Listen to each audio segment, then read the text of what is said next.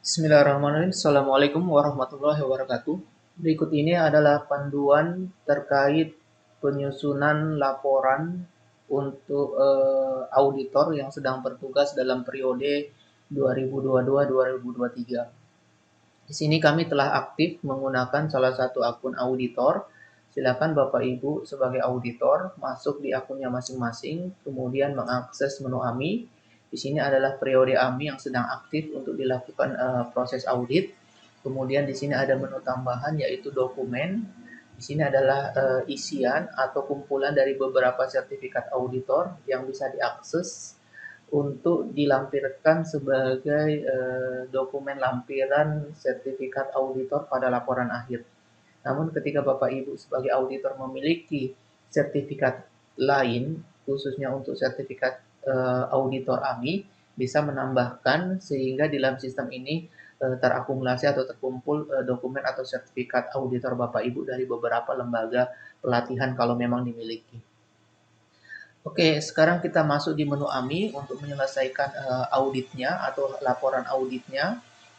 Silakan masuk di tahun aktifnya yaitu 2022-2023, kemudian pilih menu View AMI SPMI New. Akan muncul tampilan seperti ini. Mohon izin, di sini adalah sampel salah satu auditor yang bertugas di salah satu program studi. Di sini ada beberapa menu, yaitu menu UPPS atau prodinya, kemudian menu atau kolom jadwal audit, baik audit dokumen dan audit lapangannya, kemudian aksinya ada beberapa menu lagi, yaitu menu proses AMI, temuan AMI, kesimpulan AMI, dan PTK. Kemudian Bapak Ibu mohon izin, ketika statusnya sudah iya, artinya sudah divalidasi, maka invoice-nya akan muncul. Jadi ketika sudah tuntas divalidasi oleh validator, maka Bapak Ibu bisa menyelesaikan untuk menyusun laporan AMI-nya.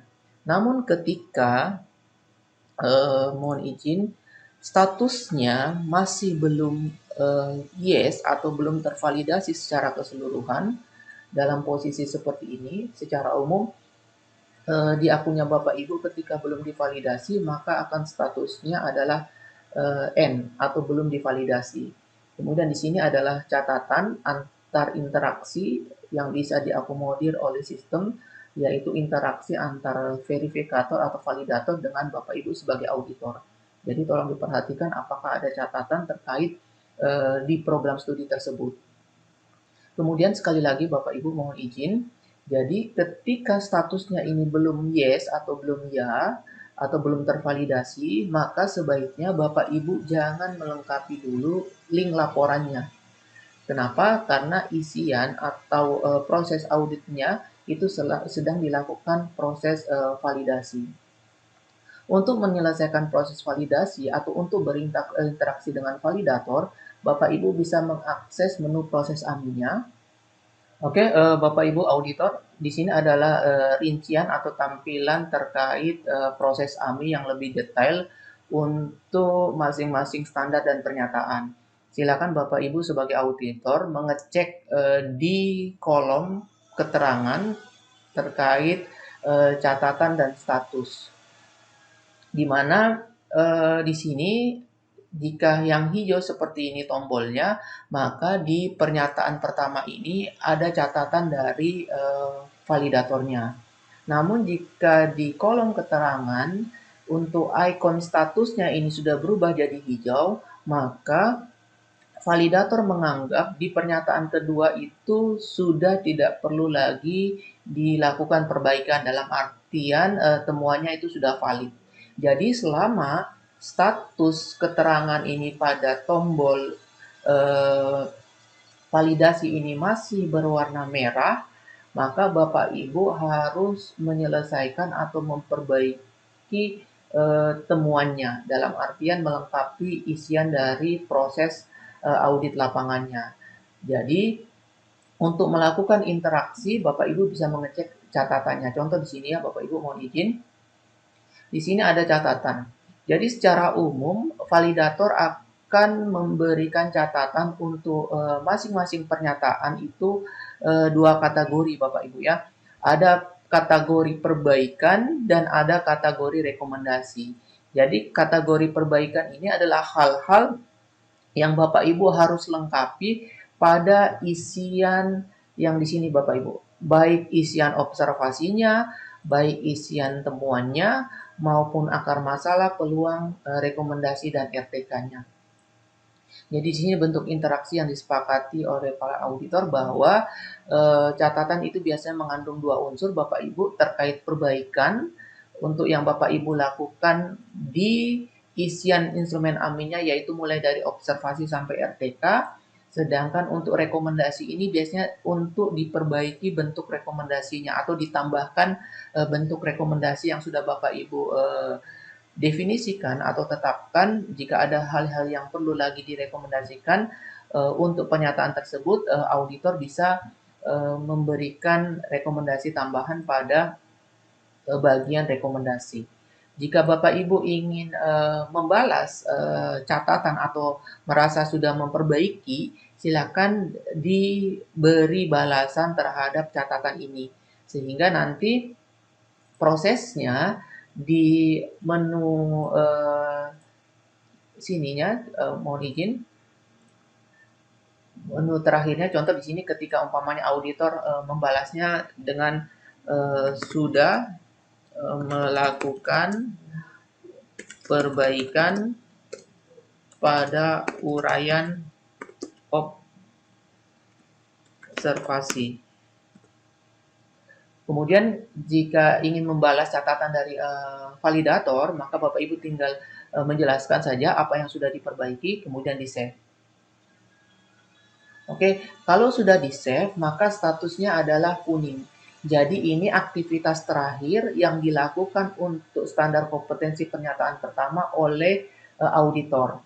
Kalau yang hijau tadi itu berarti aktivitas terakhir yang dilakukan terhadap pernyataan tersebut oleh verifikator atau validator. Sedangkan kalau yang abu-abu seperti ini, maka belum dilakukan penginputan atau catatan dari segi auditor maupun validator. Jadi jelas ya Bapak Ibu, mohon izin. Jadi selama pernyataannya ini belum berubah menjadi hijau, maka Bapak Ibu sebagai auditor jangan dulu melengkapi laporan akhirnya. Karena ada validasi per pernyataan dan ada validasi untuk satu program studi tersebut apakah sudah siap disusun laporannya atau belum. Kemudian Bapak Ibu sebagai auditor jangan lupa membuat kesimpulan. Kesimpulan untuk masing-masing standar ini berisikan tentang keadaan atau informasi yang ingin disimpulkan terkait standar kompetensi. Kesimpulan itu bisa didapat dari hal-hal pada saat penyusunan pernyataan isi standar, kemudian indikator ataupun strategi, ataupun secara keseluruhan apakah standar ini sudah merujuk ke peraturan pemerintah atau permennya, atau merujuk ke instrumen akreditasinya, atau hal-hal yang menjadi ciri dari universitas, UPPS, atau program studi tersebut. Jadi ini adalah kesimpulan secara menyeluruh terkait, contoh di sini adalah standar kompetensi. Jadi Bapak Ibu sebagai auditor bisa menjelaskan kesimpulan apa yang Bapak Ibu dapat terhadap standar kompetensi di program studi tersebut. Jika sudah diuraikan kesimpulannya, maka jangan lupa di-save. Oke. Kemudian selanjutnya lagi adalah saya berikan contoh untuk standar di sini standar standar untuk pernyataan nomor 14 di standar 1 yaitu standar kompetensi. Oke, di sini mohon izin Bapak Ibu, di sini sudah cukup baik dalam artian prodinya sudah membuat indikator berupa persentase atau kuantitatif yang dapat diukur. Jadi pada dasarnya indikator itu sebaiknya dibuat atau didefinisikan sesuatu yang dapat diukur. Jadi semua itu baiknya untuk dikuantitatifkan atau dipresentasikan atau bahkan merujuk ke dokumen apa seperti itu. Contoh, kalau di sini memang dia menuliskan adalah 100%, Bapak Ibu mohon izin, ya kan terkait umpamanya nilai TOEFL, yaitu sebelum mahasiswa dinyatakan lulus, intinya mahasiswa tersebut memiliki kompetensi kemampuan bahasa asingnya. Di sini didefinisikan adalah kemampuan bahasa Inggris. Perlu diperhatikan lagi Bapak Ibu mohon izin buktinya. Jadi di sini ketika dia menyebutkan adalah 100%, kemudian kita lihat di sini juga tidak ada uraian observasi, jadi mohon dilengkapi uraian observasi terhadap temuan sesuainya. Dengan apa yang menyebabkan Bapak Ibu yakin bahwa temuan auditnya itu adalah sesuai. Kalau contoh kasusnya di sini, adalah dia membuat pernyataan adalah seperti ini untuk kompetensi kemampuan bahasa Inggrisnya, kemudian indikatornya adalah nilai TOEFL minimal 450. Kalau kita lihat baik-baik buktinya, ternyata dari bukti yang dilampirkan itu tidak semua sertifikatnya itu adalah 450 ya, atau lebih besar daripada 450. Ya kan di sini ternyata buktinya ada yang hanya 400. Jadi untuk indikator 100%-nya itu tidak terpenuhi. Jadi Bapak Ibu perlu dikaji lagi atau diidentifikasi lagi apakah memang benar indikator yang ditetapkan itu terhadap capaiannya itu memang benar-benar sesuai dengan indikator yang ditetapkan. Karena di sini akan menentukan temuan yang sesuai. Kemudian di sini juga jangan lupa Bapak Ibu ketika sesuai dibuat uraian observasinya sehingga yang membaca dokumennya nanti paham ternyata memang benar temuan dari auditnya itu memang benar-benar sesuai. Kalaupun seandainya temuannya sesuai, kami mengharapkan isian untuk klarifikasi temuannya itu bisa menyangkut bukti kesesuaiannya itu apa. Nah, kalau umpamanya ketidaksesuaian atau temuan positif, kami mengharapkan floor-nya itu jelas, dalam artian problemnya itu jelas, kemudian lokasi terjadi problemnya itu di mana, kemudian objektivitasnya apa dan referensinya ke dokumen atau peraturan yang mana seperti itu. Tetapi kalau sesuai, yang kami harapkan adalah buktinya, ya kan, bukti kesesuaiannya itu apa, apakah dokumen, apakah aktivitas, apakah penjelasan, kemudian terjadi di mana, ya kan, di umpamanya prodi apa, kemudian objektivitas dokumen yang mendukung apa, kemudian referensi yang dirujuk adalah apa. Jadi ketika sesuai bukan problemnya tetapi bukti capaiannya itu yang kami ingin harapkan terlihat pada klarifikasi temuannya. Itulah yang membedakan uraian klarifikasi pada jenis temuan yang positif dan yang negatif. Kalau yang negatif lebih kepada problemnya apa, sedangkan kalau yang temuannya positif atau sesuai itu lebih kepada capaiannya itu apa, ya kan? Baik terhadap indikator dan bukti capaian yang sudah dilampirkan itu diuraikan sehingga jelas klarifikasi temuannya. Oke, jangan lupa Bapak Ibu, ketika temuannya adalah negatif, dilengkapi juga RTK-nya.